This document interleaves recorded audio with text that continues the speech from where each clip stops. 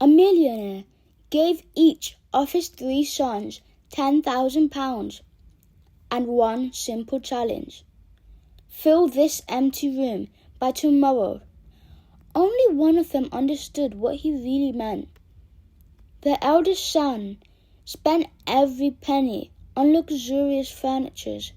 He believed expensive things would impress his father the most. The second son filled the room with boxes, decorations, and ornaments until there was almost no space left. He thought more was always better. The youngest son arrived, carrying only a single candle. His brothers burst into laughter, convinced he had already failed. Without saying a word, he lit the candle. Its light spread across the entire room, filling every corner. Suddenly, everyone felt silent.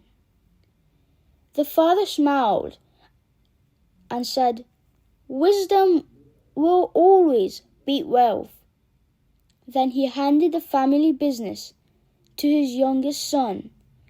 That day, the older brothers learned a lesson they would never forget. It's not about how much you have. It's about how wisely you use what you've been given.